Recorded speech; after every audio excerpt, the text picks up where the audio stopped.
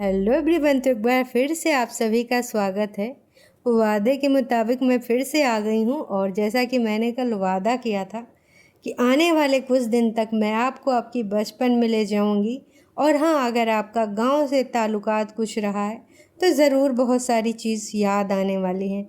मैं भी आप थोड़ा बढ़िया लाइफस्टाइल आपकी रही हो, ये चीज़ें आपने ना देखी हूँ लेकिन आसपास तो ज़रूर देखी होंगी। पर मैं आपको बताना चाहूँगी, मैंने ये मिट्टी का चूल्हा देखा भी है और मैंने ना तालाब के पुतने से इसकी भाई पुताई भी करी है। सुबह सुबह उठ के ये मेरा काम होता था। उसके बाद मैं नहा धो के अपना जो है तैयार होने जाती थी और मम्मी उस तब तक कुछ ना कुछ खाने पीने का बना देती थी। जी हाँ, हमारे घर में मिट्टी का चूल्हा था स्टार्टिंग में। और हमारे बचपन में ही लगभग जब हम 5th या 6th में पढ़ रहे थे तब उस टाइम हमारे घर में गैस चूल्हा आया था। और अब अगर मैं आपको एक बात बताऊं तो आप हंस हंस के पागल हो जाएंगे। मैं भी आपको ये थोड़ा सा अजीब लगे, क्योंकि फर्स्ट टाइम जब हमारे घर में गैस आई थी तो पूरे गांव के लोग देखने आए थे। और हाँ, उसके साथ एक ही कुकर आया था तो बारी बारी से उसमें दाल और चावल बनता था ताकि गैस कम लगे। तो भाई जब उसमें सीटी बजती थी तो लोग भागते थे और उस सीटी सुनने के लिए पूरे गांव से आते थे। हालांकि आजकल सब घर में कुकर हो गया है, गैस हो गई है और मोस्टली लोग अब गैस पर ही खाना बनाना पसंद करते हैं। पर गांव में आज भी कुछ घर ऐसे हैं जो जाड़ों में ज़रूर चूल्हे पे खाना बनाते हैं, क्योंकि भाई देखो, जाड़ा भी आपका कम हो जाएगा, आप आग भी सेक लोगे और खाना का खाना बन जाएगा। लेकिन कुछ अगर आज भी हमारे घर में गांव में स्पेशल बनना होता है जैसे चूल्हे की रोटी, तो आज भी चूल्हा जलाया जाता है। स्लेब के ऊपर मिट्टी डाल के चूल्हा उस पर रख दिया गया है। और अब हम आते हैं गोबर पे। जी हाँ, गोबर के उपले शायद आपको याद आ जाए। कुछ लोग गोल गोल बनाते थे और कुछ लोग लंबे लंबे, जो कि मैंने अपनी दादी के साथ बनाए थे। कुछ बनाए थे और लंबे वाले बनाना वो सिखाती थी। मैं अपने दादी के साथ गोबर उठा के डाल के लेकर जाती थी। और हाँ, गांव में जिसके पास जानवर नहीं होते थे तो वो दूसरों से कहते थे कि भाई 2 दिन का 3 दिन का हफ्ते में मुझे भी गोबर दे दो, ताकि वो अपने उपले या कंडे बना सकें।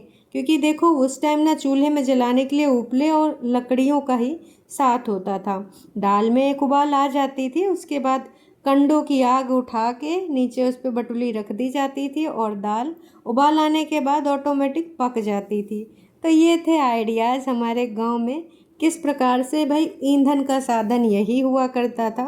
मोस्टली लोग उपले बनाया करते थे, कंडे बनाया करते थे। और कुछ लोग वो भी थे जिनके पास पैसा हुआ करता था ना, तो ये क्या करते थे कि बहुत सारी लेडीज़ होती थी, वो उपलों के बड़े बड़े उनको हमारे यहाँ करोड़ बोलते हैं, आपके यहाँ क्या बोलते हैं मुझे नहीं पता, तो बना के बड़े बड़े वो फिर बेच दिया करते थे कि भाई जिसके पास पैसा है तो वो खरीद सकता है, और जिसको कुछ कमाना होता था तो उसको कुछ रुपये भी मिल जाते थे। उस टाइम में आप 200-250 रुपये में पूरा एक एक करोड़ खरीद सकते थे।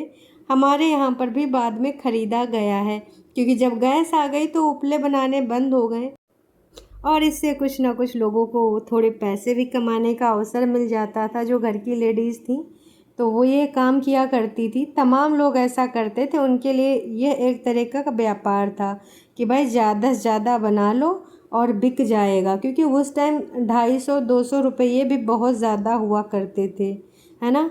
और आज तो खैर अब ऐसी चीज़ें नहीं रही, मोस्टली गांव में भी सब लोग गैस का ही यूज़ करते हैं। पर कुछ घर आज भी ऐसे हैं जहाँ पर पुरानी पद्धति से आज भी खाना बनता है। लकड़ी, मिट्टी का चूल्हा और उपले, इन्हीं से अपना जीवन यापन करते हैं लोग।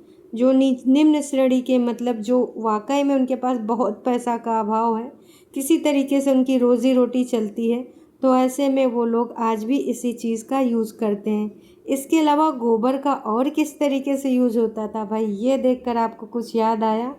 हमारे घर में कोई तीज त्यौहार हुआ करता था, जैसे होली दिवाली से 1-2 दिन पहले भाई एकदम चमका दिया जाता था। जो तालाब की मिट्टी होती थी पुदीना, तो अगर किसी के घर की कच्ची दीवारें हैं तो उन दीवारों को उससे पोताई की जाती थी। और हाँ, जो नीचे की ज़मीन होती थी, क्योंकि बहुत कम लोगों के घर तब पक्के बना हुआ करते थे, जिनके पक्के थे उनकी फ़र्श थी, और जिनके पक्के थे तमाम लोगों के नीचे फर्श नहीं हुआ करती थी, तो वो भी मिट्टी ही हुआ करती थी। उसमें क्या करते थे कि भाई गोबर से लिपाई की जाती थी, 2-2 3-3 लोग मिलकर ये लिपाई किया करते थे। जब कभी घर में कोई प्रोग्राम हो या किसी के मोहल्ले में भी शादी हो तो सब लोग अपना द्वारा एकदम चमका के रखते थे कि क्या पता है यार कब कौन आ जाए, निकलेगा इधर से तो क्या कहेगा, इनके गांव में ऐसा उनके गांव में वैसा, है ना। आज भी तमाम लोग जो मिट्टी के बने घरों में रह रहे हैं, छप्पर आज भी तमाम लोगों के घरों में रह रहे हैं, क्योंकि वो बहुत ही निम्न श्रेणी में रहते हैं। आज भी उनका रोजी रोटी का ही बस चल पाता है। पर यकीन मानो दोस्तों, ये जो मिट्टी के और छप्पर के घर होते हैं ना, इसमें एकदम मज़ा आ जाता है। और जो आप लोग वहाँ पे ईंट की और सीमेंट की दीवार के अंदर रहते हैं, उनको गर्मियाँ छाती रहती हैं। तो ये गांव की यादें हैं जनाब, याद कर लीजिए। हो सकता है कभी आप इसमें रहे हों या फिर देखा हो। मैंने तो रहा है। हमारा घर की जो दीवारें थी वो सीमेंटेड थी, उसमें प्लास्टर भी था। 2 छत पीछे की पक्की थी, बाकी आगे की सारी कच्ची थी।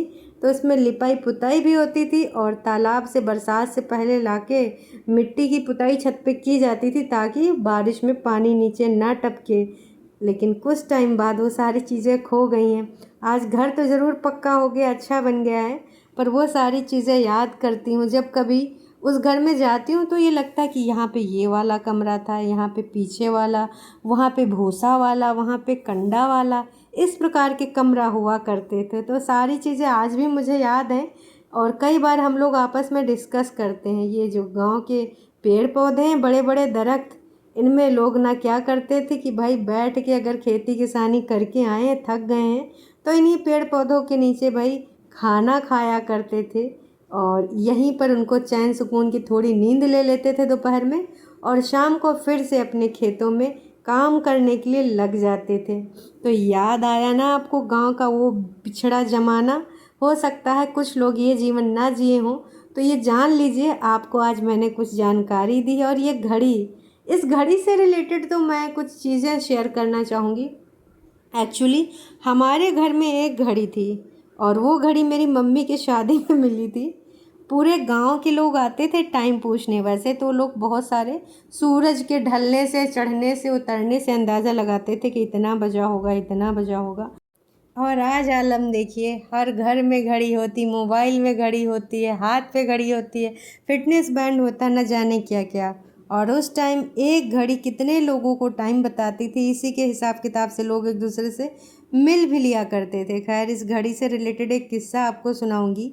ऐसी ही घड़ी हमारे घर पे बहुत दिन तक रही, लेकिन हम लोगों ने देखा था जय हनुमान, और हम लोगों को युद्ध करने का बहुत ही ज़्यादा शौक़ था। मम्मी पापा कहीं गए हुए थे और आधे लोग कमरे के उस पार, आधे लोग कमरे के इस पार, और हमने डंडा लेकर आक्रमण करना शुरू किया, क्योंकि एक लोग देवलोक के बनते थे और एक लोग राक्षस लोग बनते थे।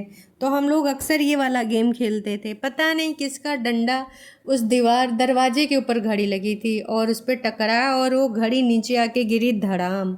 और घड़ी के गिरते ही हम सबके रोंगटे खड़े हो गए कि जब मम्मी पापा आएंगे तो आज तो हमारी सबकी लगने वाली है। और यकीन मानिए, जब मम्मी पापा आए तो बहुत सारे बहाने बताए कि ऐसे गिरी वैसे गिरी, लेकिन सबको पता था कि हम सारे छोटे थे, वहाँ तक पहुँचना तो बहुत दूर की बात थी। लेकिन सच हम लोगों ने बहुत सालों बाद बताया था। वो घड़ी काफ़ी दिन तक हमारे घर में रखी रही, लेकिन वो दोबारा बन नहीं पाई। उसके बाद दूसरी घड़ी आ गई थी। तो यार, ये सारी चीज़ें, बचपन की यादें बहुत कुछ याद दिला देती हैं। और तब लोगों के पास यही सारे गेम हुआ करते थे, यही सारी चीज़ें हुआ करती थी। आजकल तो लोग मोबाइल में गेम खेलते हैं, पबजी खेलते हैं, फौजी खेलते हैं, बाकी चीज़ों से तो दूर दूर तक का रिश्ता नाता नहीं रहा। खैर, अगर आपकी कोई याद ताज़ा हुई हो, कोई पुरानी बचपन की याद बात आई हो, तो ज़रूर कमेंट करके बताइएगा, मुझे बहुत अच्छा लगेगा। और ये वीडियो अभी के लिए इतना ही। आप अपना कमेंट ज़रूर लिखें, कुछ भी लिखें जो भी आपको याद आया। और नेक्स्ट किस टॉपिक पे आप वीडियो चाहते हैं, ये भी आप अपना यहाँ पर कमेंट कर सकते हैं। चलिए जी, अभी के लिए इतना ही, फिर मिलेंगे एक नई वीडियो में।